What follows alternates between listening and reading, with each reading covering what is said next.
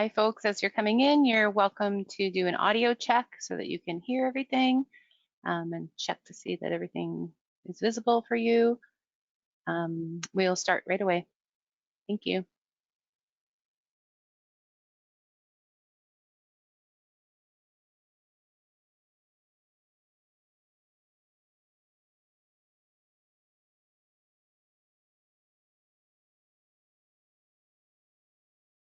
Good afternoon, everyone. Welcome to the PSAC BC webinar on how to refuse unsafe work. We wanted to begin today's session by acknowledging the traditional territories that we are on.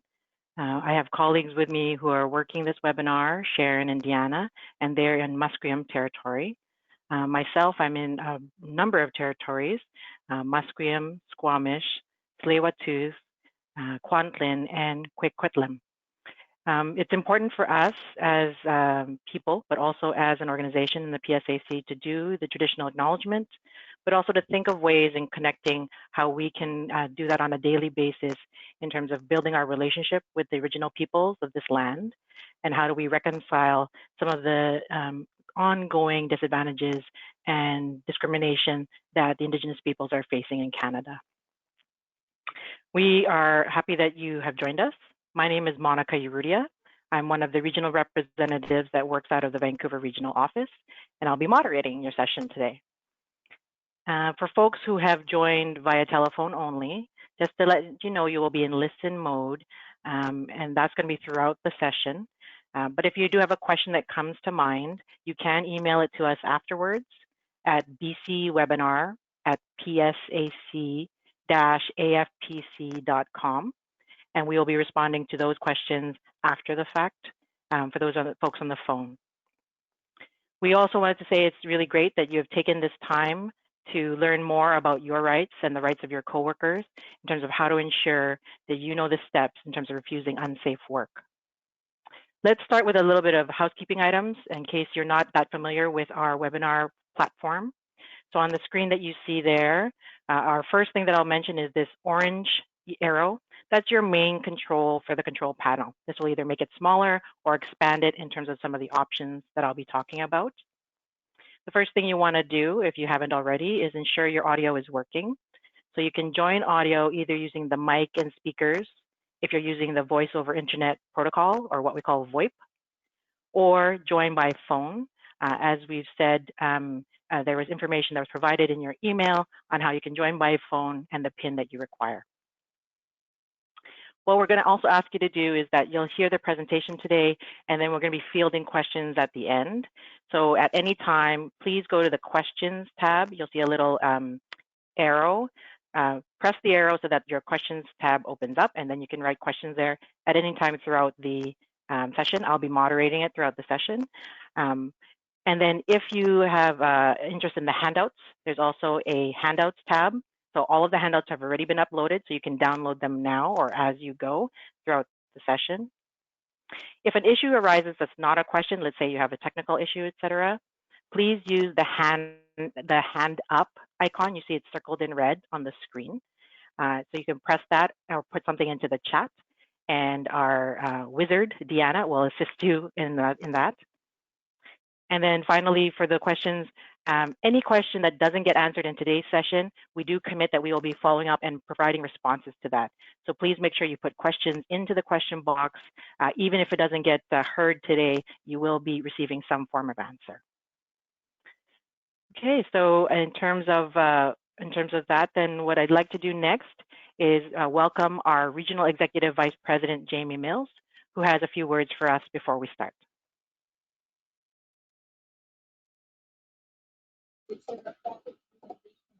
Thanks, Monica. Thanks, Deanna and Sharon as well for having me today. I'd really like to thank you for taking the time to join us on this important webinar, and to thank you for all the work that you do and the jobs that you do, whether that's in the public service or in the private sector. As this pandemic runs its course, it's become obvious that all PSAC members, both in the public and private sector, have played a very important role in holding the nation together and helping keep things going. And we will all continue to play an important role as our country transitions to the new normal and we start to return to our workplaces. I hope that you find this webinar useful and informative, and do not hesitate to contact us if you have any questions about your rights in the workplace. Thank you again for participating today. And thank you, Jamie, for joining us. We know that you also had anticipated joining us last night, but had other commitments, so we appreciate that. So now I'll hand it over to Sharon Barber. I'll let her introduce herself, but she'll be our main presenter for this session. Over to you, Sharon. Hey, thank you, Monica. Thanks, Jamie and Deanna behind the scenes. Good afternoon, I guess it is now. I'm Sharon Barber, the Regional Representative for Health and Safety, and I work in the Vancouver Regional Office typically, but you can see behind me, we're all working from home, not unlike many of you.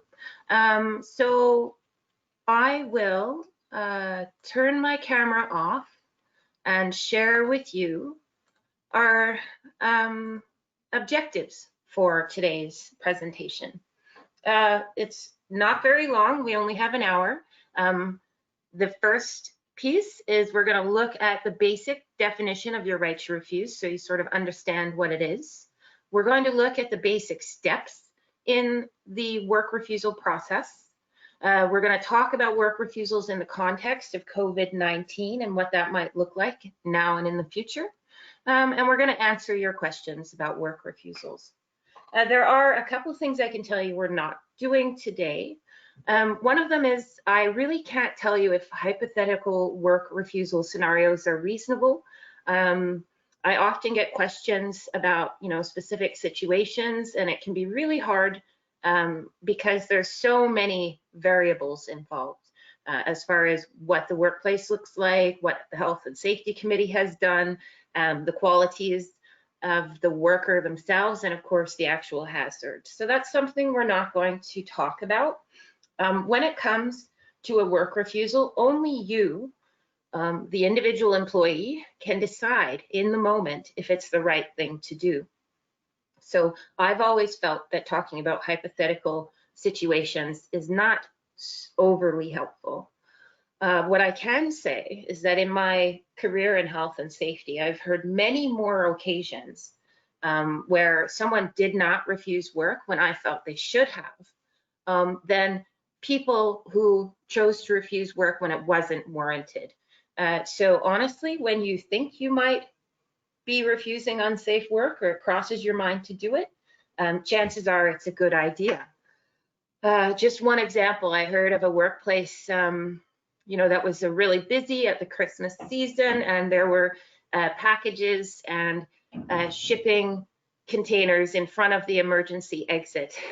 And, that to me would have been a no-brainer work refusal, but people were so busy and, taking care of business that they actually chose not to refuse work at that point. The second thing that we're not really looking at closely today are the differences between provincial and federal legislation. This general presentation applies to both jurisdictions. There absolutely are differences between the Canada Labour Code and the Workers' Compensation Act and the BC OSH regulations. Just one example is in British Columbia, they use the term unsafe work, and in the Canada Labour Code, they use the term dangerous work. In the context of our experience in the workplace, I don't think those nuances between the legislation really make a large difference. This presentation is to focus on the basic steps that are common in British Columbian legislation and in federal legislation. There are some handouts on the Labour Code and the British Columbian regulations that will provide you more details and references to the legislation itself. So if you're interested, go ahead and read. I take these things to the beach with me and read them because I'm a safety geek. But in the context of making a decision in the workplace and understanding the process, it's my opinion that it's not very helpful information to provide you today. So I want to start with a couple of polls that I'm asking everyone to participate in. So Deanna's going to help me with this. My first question for you is whether you have ever considered invoking your right to refuse dangerous work. So I'm not asking if you did. You may have done it at the time. All I'm asking is, while you were in the workplace as a working adult, have you ever thought about invoking your right to refuse? So you can say yes, you can say no, or you can say, I don't know.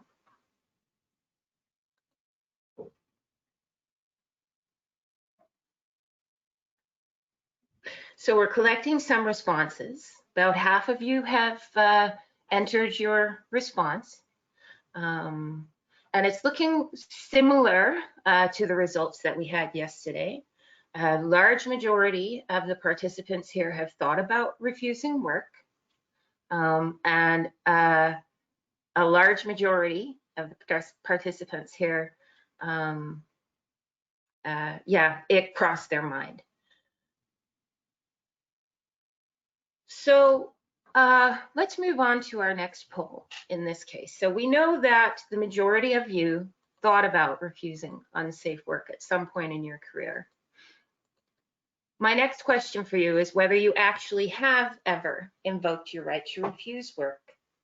So we know that a lot of you thought about it. I'm wondering if a similar number actually chose to do that.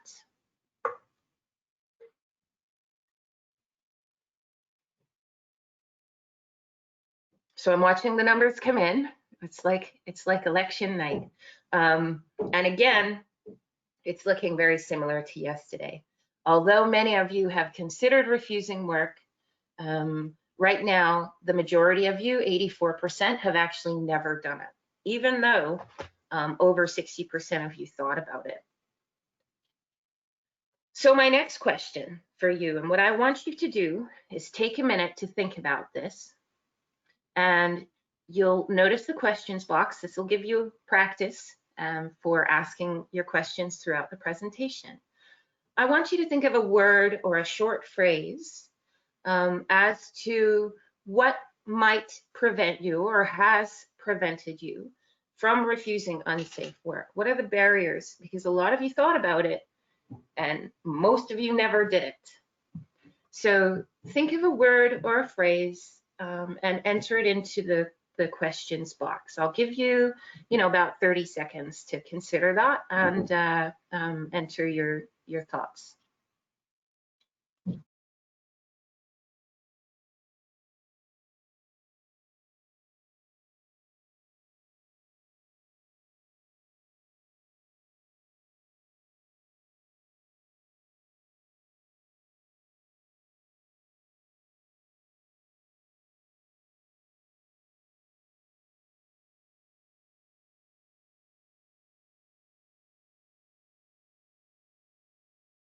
So I'm seeing the responses come in, and they're not unexpected. Unfortunately, people are worried about their careers and obviously the potential repercussions or retaliation. Some people were worried about how their colleagues would feel, and some individuals are intimidated. Someone asked me where to type the response to this question, and if I can read that, that means you found the place, so you can enter it exactly where you entered your query. Peer pressure, people are quoting. If other people do the work, if you don't feel comfortable and someone takes it over, then perhaps you just why refuse it if someone else is comfortable. Deadlines. So yeah, the pressure to produce and perform and get the work done might just make you push through. These are all really concerning barriers. Hopefully, the presentation today will make you understand how important your right to refuse is. And that these barriers really should be secondary. Your safety is first and foremost. Some people have said that they weren't familiar with the process as well. So, that's certainly something I know you're going to come away with today. So thank you for participating in that exercise. I appreciate it. Let's start out with the general presentation. So what is the right to refuse unsafe or dangerous work? It's a fundamental right and responsibility of employees across Canada. Every jurisdiction provides workers with the right to refuse dangerous or unsafe work. And not only is it a right, it's actually a responsibility outlined in the legislation across Canada. The right to refuse is an integral element of workplace safety. It's really the one place in the legislation where employee rights supersede in the moment employer rights. It's the one place where we can say to our employer, no, we're not doing that without fear of discipline or reprimand or retaliation. And that's because it's such a critical right. The internal responsibility system makes employees and employers equally responsible for safety in the workplace. But because employers hold the power, it's considered really important to provide the employees with this power. Our safety is too paramount to leave it in someone else's hands. So the right to refuse means that workers who reasonably believe that the work is dangerous or unsafe are entitled to refuse to perform the work and have their employer investigate that situation and correct the hazard when necessary. So I want to break that down a little bit. When can you refuse unsafe work based on that definition? The two key pieces are that you have a reasonable belief that the work is dangerous and unsafe. So I talked a little bit about, the differences between the federal and provincial legislation. And if you look into those, you'll notice that there are some different definitions of what dangerous means. And like I said earlier, that to me is irrelevant to you when you're facing a hazard in the workplace. We know that the basic definition of danger is that something could cause us harm, is able to, or likely to cause us harm or injury. We have understood danger since, we were pretty much able to stand on our 2 feet and toddle around with our parents trailing behind us. Most mammals are really adept at identifying when they're at risk. And, we don't need to read a definition to know when we don't feel safe. The one piece about danger when it comes to work refusals is that it does imply that there's an immediate or urgent threat if you're going to be refusing work. Something that's unsafe might not actually be immediately dangerous to you. If you see, for example, a rickety railing in a stairwell, that might not necessarily be cause to refuse work, unless you're, charged with painting the stairwell or spending a lot of time there. The term in this context really does imply that there's an immediate or urgent threat to your health and safety. And we're going to talk about that down the road when we look at some more of the details of the process. So what then is a reasonable belief? Because you can refuse work when you have a reasonable belief that there's danger.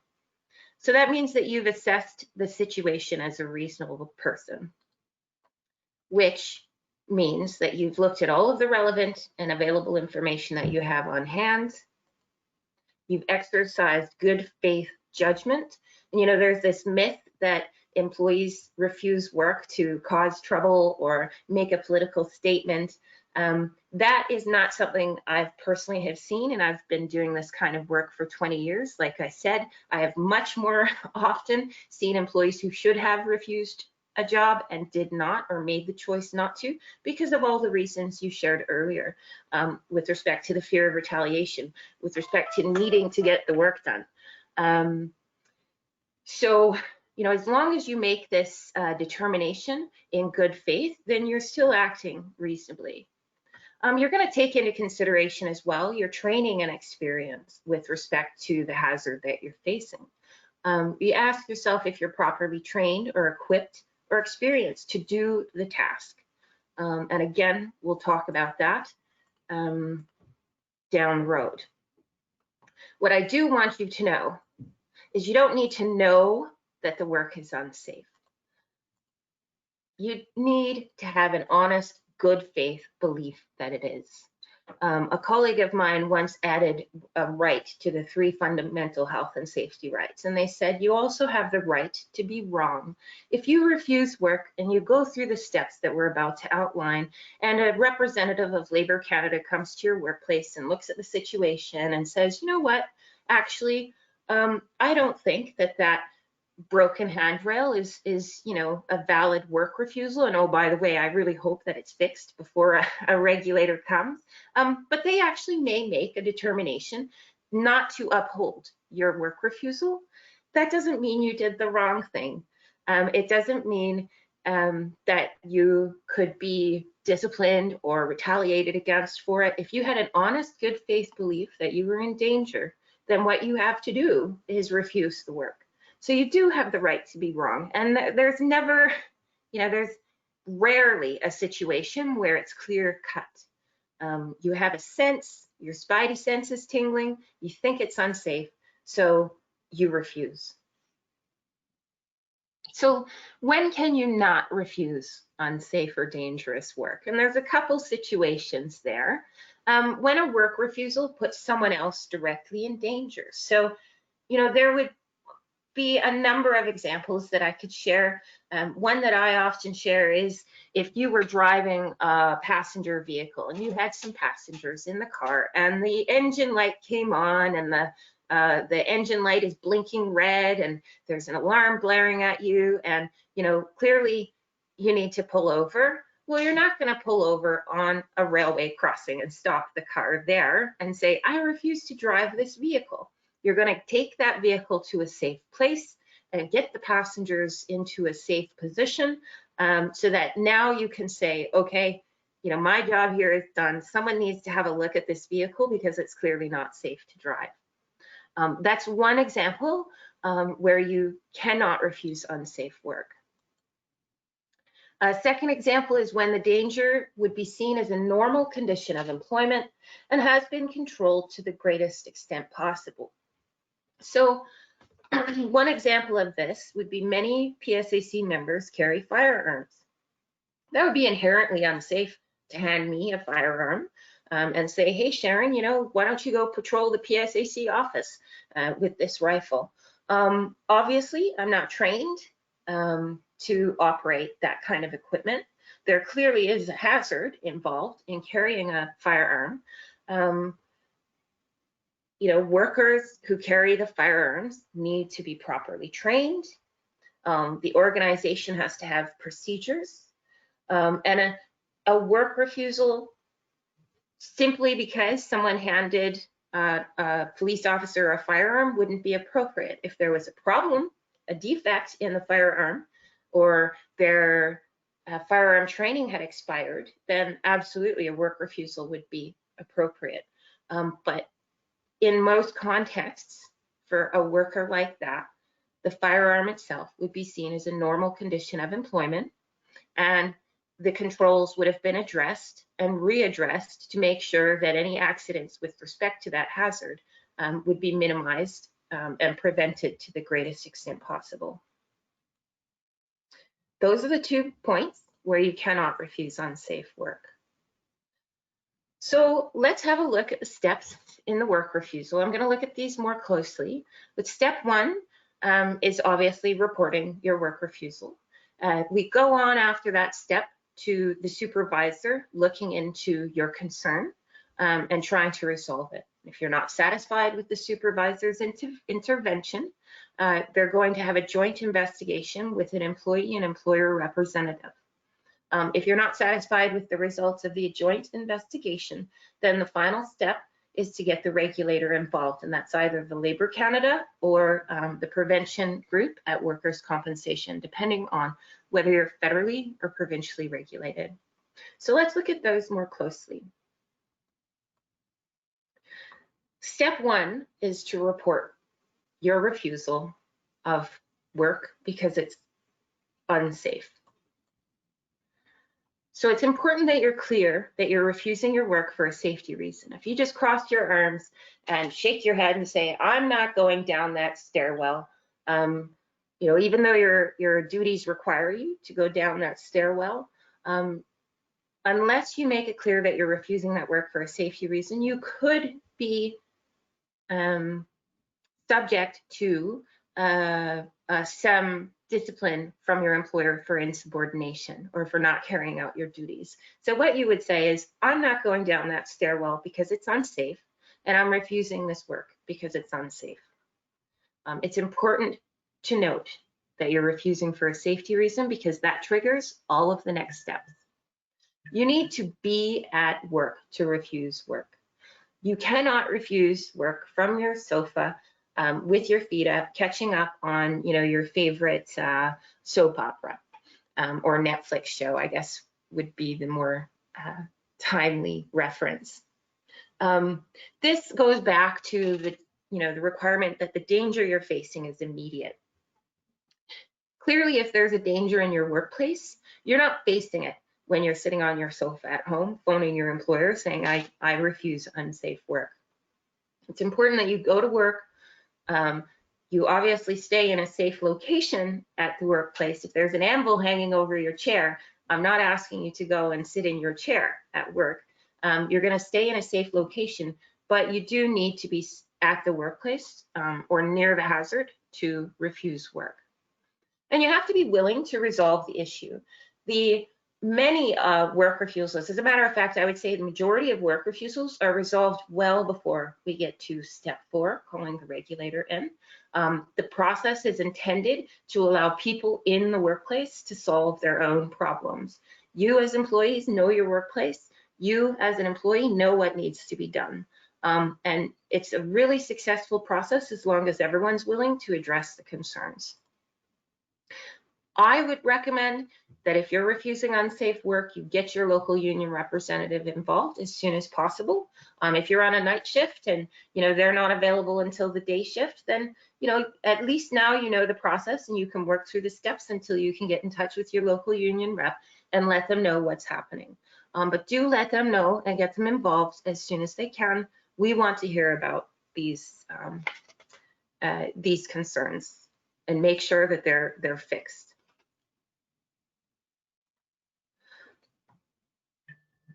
So once you've reported your concerns to your supervisor, the supervisor must investigate without delay your concern, the hazard you've identified, and they have to inform you of the results of their investigation.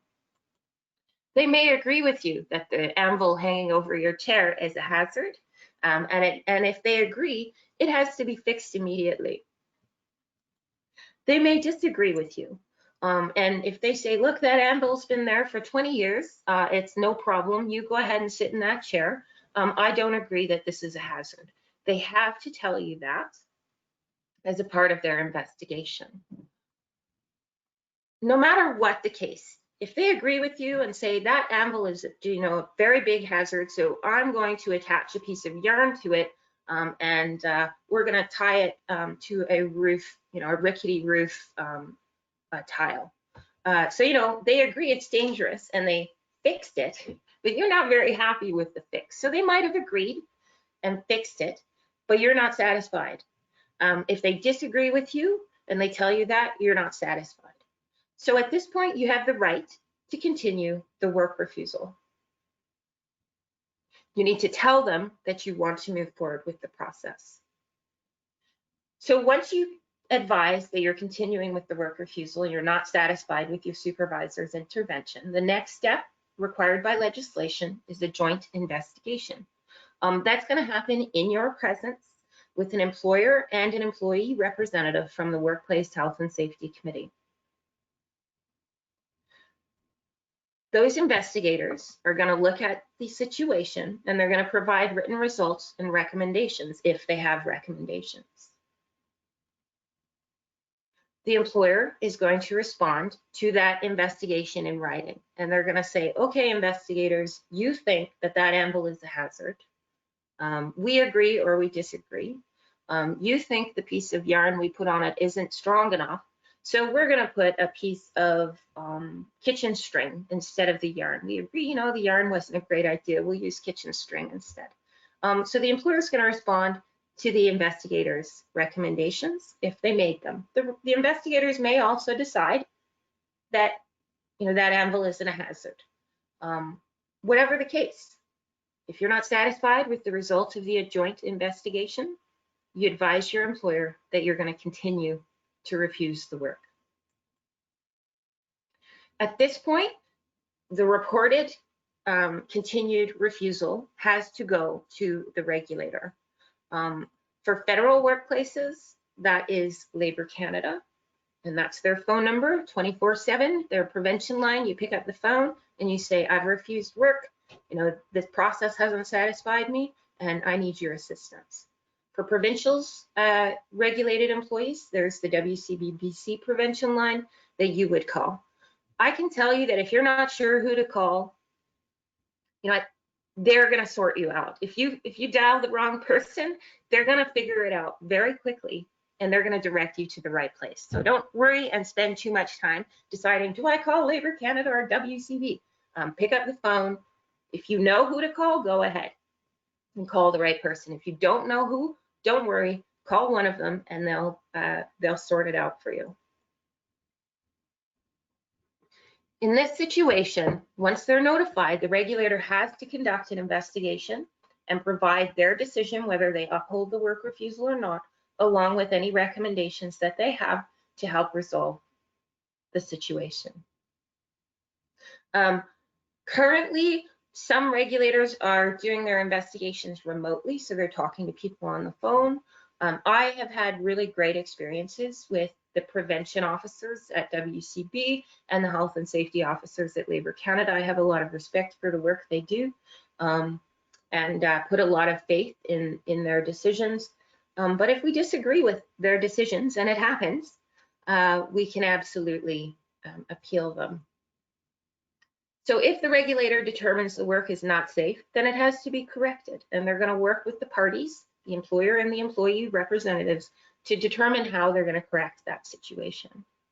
If they determine that the work is safe and they don't uphold the work refusal, this is the only point where someone can tell you that your work refusal has ended. Your employer might try to tell you at some point through this process that don't worry about it, it's safe, go back to work, we're not going to pursue the process anymore. This regulator is the only person who can direct you. You must return to work once they have made their decision.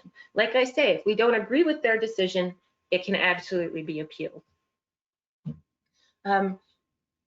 So if you're not satisfied with the regulator, unfortunately, the situation then is to return to work and file your appeal. As I mentioned earlier, this is a rare step. The health and safety prevention officers are busy with work refusals, but the vast majority of work refusals are resolved before this through the investigation and the collaboration between workers and employers. There is a different process for work refusals on board ships and aircraft, and I know some of our PSAC members work there. They are to report the refusal if the ship and aircraft is in operation to the person in charge of the vehicle. That person will decide what to do at that time about the safety concern that you've raised, taking into account the safe operation of the ship or the aircraft. So this is kind of like that one exception where your work refusal cannot put the lives or the safety of other individuals at risk. If you're a flight attendant and you need to refuse work, well, you're responsible for all of these passengers and you have a job to do. You can't refuse work at that point. You're going to talk to the pilot who is going to decide what to do and how to address your concern. Once no longer in operation on that aircraft or ship, the process outlined will be followed. So you're going to go through those steps, but that aircraft has to be on ground without passengers on it. And I don't know the exact distinction of when an aircraft is in operation, if it has to be at a gate or not at a gate or near a hangar, I'm not sure. But once that aircraft or ship is not in operation, the actual process outline can be followed and hopefully will be resolved in that way. There's another process under federal legislation for dangers to fetus and nursing newborns. Pregnant and nursing employees can refuse to do tasks that they believe pose a risk to the fetus or to a nursing child. That protection is separate because something might not be a danger to the employee themselves, so they can't refuse work for their own safety. In this case, they're refusing it on behalf of the fetus or the child. That employee has to consult with a qualified medical practitioner as soon as they can about whether the task is potentially harmful, and they have to advise the employer of the results. They may be reassigned to other duties during this time. There is a handout included on section 132 of the Labor Code if you want to read more about this process. I did want to add something about health and safety complaints. You're going to run into that broken handrail. You're going to run into, the puddle on the floor, or, an uncomfortable desk, things that you feel are unsafe, but in your mind may not warrant a work refusal. That is where a health and safety complaint would come in. Both pieces of legislation that we work with here in British Columbia, the Labor Code for federal employees and the Workers' Compensation Act for provincial employees, allow employees to make complaints about unsafe or dangerous conditions, and they may not have to refuse work. That specific unsafe condition doesn't make them feel like there's an imminent threat, but they want it addressed. The employers are required to investigate and respond to those complaints in a similar manner to work refusals. Often it takes a bit more time because it's seen as less urgent, but health and safety complaints, whether or not they lead to a work refusal, have to be addressed, and I wanted you to know that. The process is similar, so you deal with your supervisor. If your supervisor doesn't fix that puddle, then you're going to go to the worker, the Health and Safety Committee. The Health and Safety Committee doesn't resolve it, then certain safety issues can be addressed with the regulator. So a few things to keep in mind before we leave the topic. I mentioned that you have to be at work to refuse work. We'll talk a bit about this when we get to the COVID section, which is coming, because I know there are some people who are fearful just to go to work because of COVID. The bottom line is if that hazard is not imminent, then a work refusal isn't appropriate. You cannot refuse work from your sofa. Throughout a work refusal, you will be paid. The employer can assign you other duties if you feel a certain duty is unsafe. Or, it could be that you can't even be in the building and there is no work that you can do. No matter what the case, the employer is responsible to pay you, and that is outlined in the law. Discipline, threats, coercion, a lot of people mentioned this when they said that, there was a barrier to returning to work, to refusing work. That is against the law and is taken very seriously. I mentioned earlier that the right to refuse is enshrined for a lot of very important reasons. If a regulator hears, you can make complaints about it to the regulator, and if they hear that there's retaliation, discipline, threats, intimidation, or any negative repercussions from exercising your right to refuse or any of your health and safety rights, it will be addressed very quickly by the regulator. It's against the law. Just like stealing is against the law in the Labor Code, this is against the law in the Canada Labor Code. It is not possible to refuse work as a group. So I can't go to work and say to my boss, I'm refusing on behalf of myself and my 10 colleagues. Each individual, let me back up. Each individual has to refuse on their own. So you can have 10 people refuse a task. They all have to be exposed to the task. You can't refuse out of sympathy for someone. And they all have to report the work refusal separately. It's really important that you don't try and have one individual as a spokesperson when it comes to a work refusal. And that each person who does register a work refusal is actually exposed to the threat. A work refusal will not be upheld because I refused work and Deanna refused work because she had sympathy with me, but was not exposed to the hazard. Refused work can be reassigned to another employee during the process. And that's only if that employee is advised that there has been a work refusal and that they also have the right to refuse. What I can tell you is that work refusal processes work relatively quickly. If there is an anvil hanging over the chair, I'm hopeful that your supervisor wouldn't say, hey, Sharon, go sit in that chair, you can work there. If they chose to do that, they would have to tell me that, hey, there's that anvil up there and Joe refused work. And you have the right to refuse work as well. That's the only way the work can be reassigned. I want to say though, just because Joe sat down in the chair and is doing the work refusal process has to continue. They have to continue to try and resolve my concern all through the 4 steps, potentially up to calling the regulator, until I'm satisfied or until the regulator tells me that that anvil is fine, hanging over my head. That work refusal process continues. So just because someone else sat down and said that work is not, I'm comfortable doing it, I'll take it on, does not mean that the work refusal process ends. I talked about the right to be wrong earlier. This is just to reinforce, there's never a black and white. Sometimes you're not sure if something's safe or not. Sometimes you think, well, if that anvil has been there for 20 years, maybe it's structurally sound and is part of the building. If you don't know, refuse the work. And it might come out that that anvil is just fine. And you know what? You still have done the right thing. I mentioned work refusals are often resolved at the early stages of the process, and those 4 steps are never necessary. And that's the case with what we're seeing right now in the federal government. A lot of work refusals about COVID are being resolved before the final step. I'm going to take a quick break, just about a minute. I want to give you a chance to grab a drink, have a little stretch. I'm going to put myself on mute and clear my throat because it's getting tickly. I'm going to come back in about 60 seconds, okay? Thanks.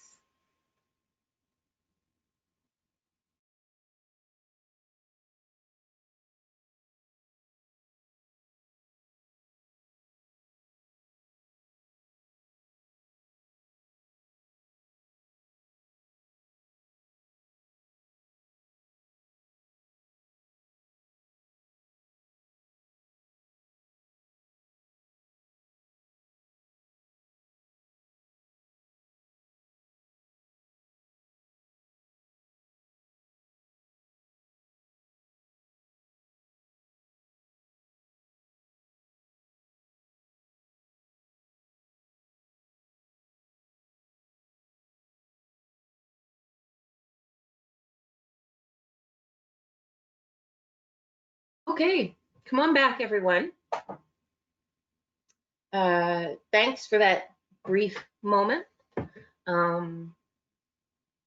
Let's move on to the next section. Well, actually, let's quickly review the steps in work refusals. That helps solidify things in our minds. Step 1, you report it. Step 2, you work with the supervisor to resolve it. If that doesn't work, you work with the joint investigators from your workplace committee to resolve the issue. And if that doesn't work, then we call the regulator. So it's really quite a simple process. If you look at the legislation, it seems to get a little bit more complicated, but trust me, if you follow these 4 steps, you're going to be fine. So let's look now at the right to refuse in the context of COVID. Some people have asked whether COVID alters their right to refuse unsafe work, and it absolutely doesn't.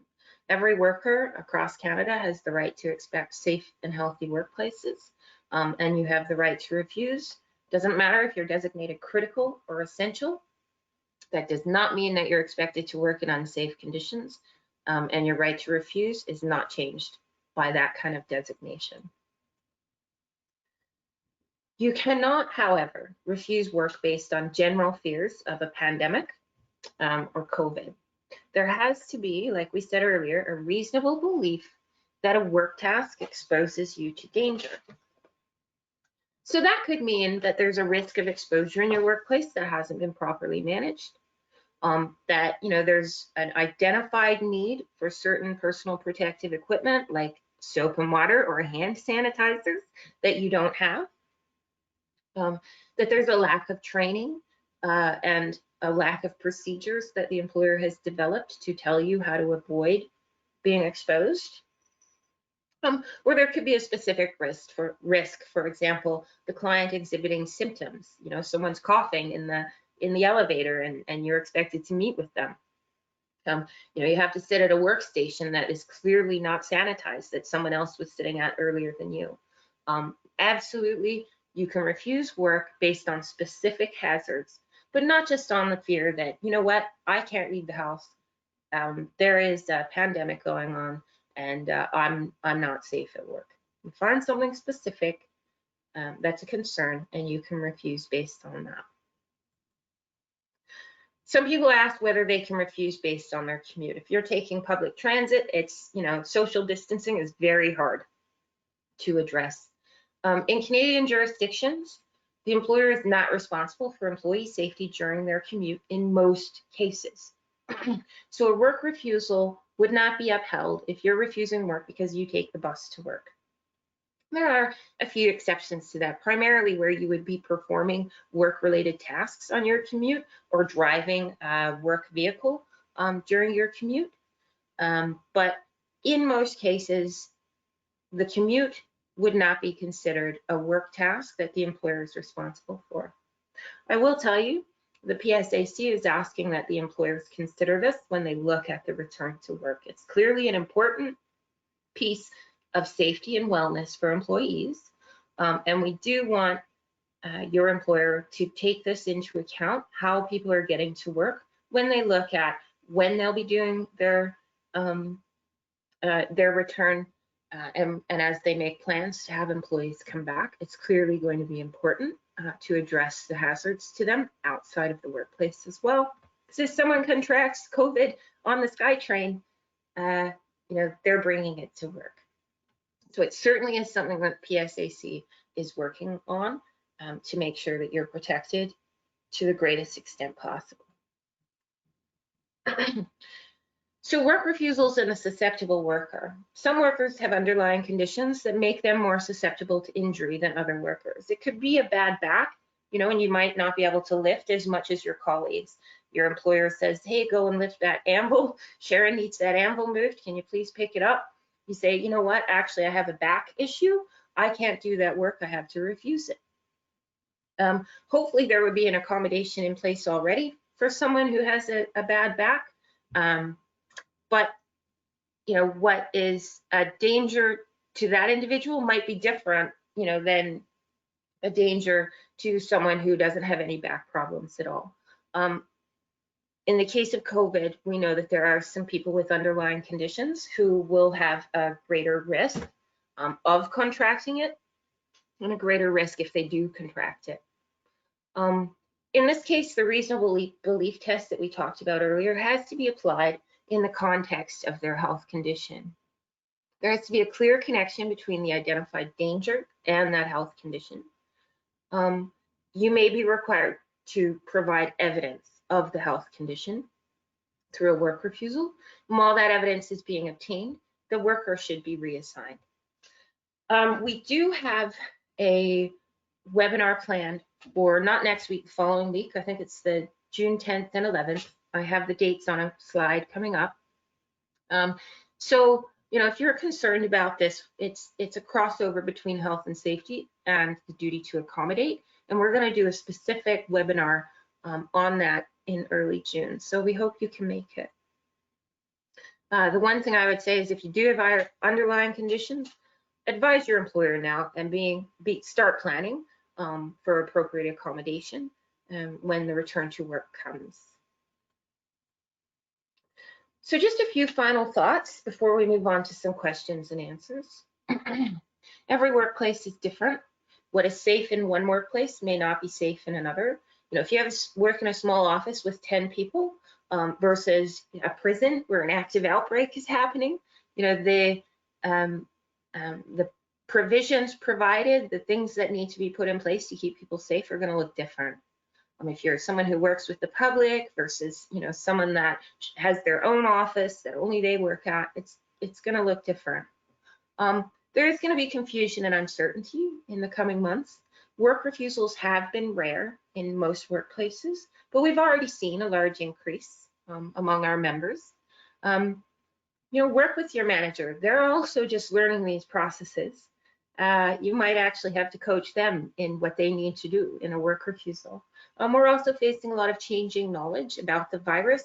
Just last week, someone finally said, hey, you know what? Masks are a really good idea, to protect other people from you, or from the potential that you have the virus.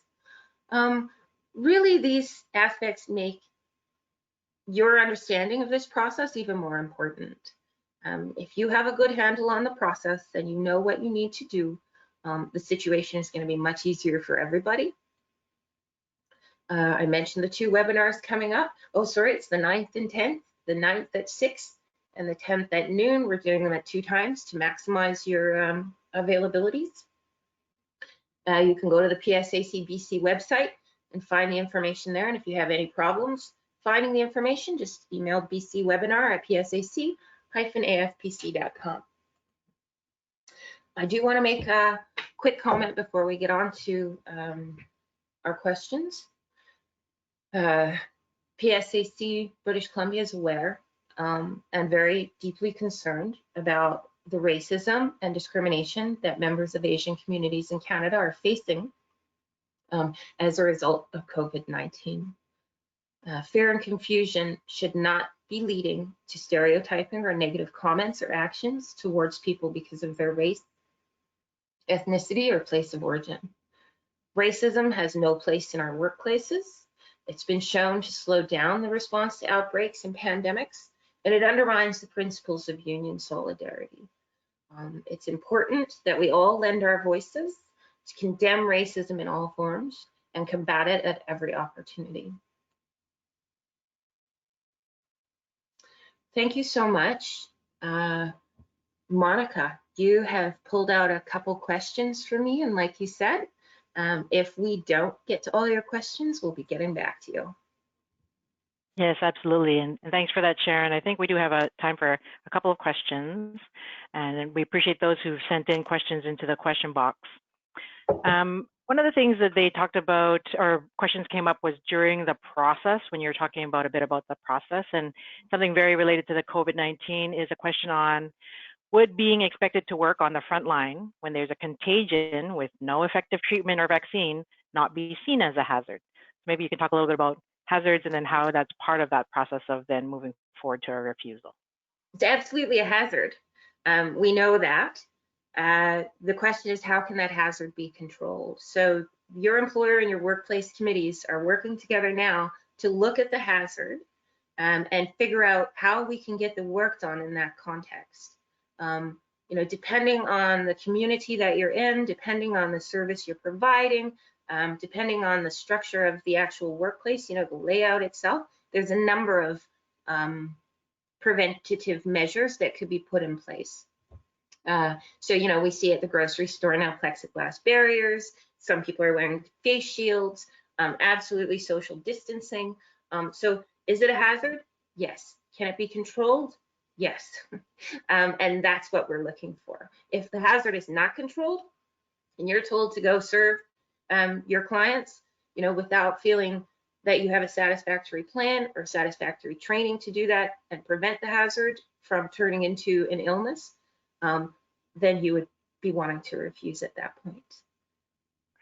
So I think related to your answer then, one of the other questions that came up is that you gave some examples of when there are folks who wouldn't be able to refuse unsafe work.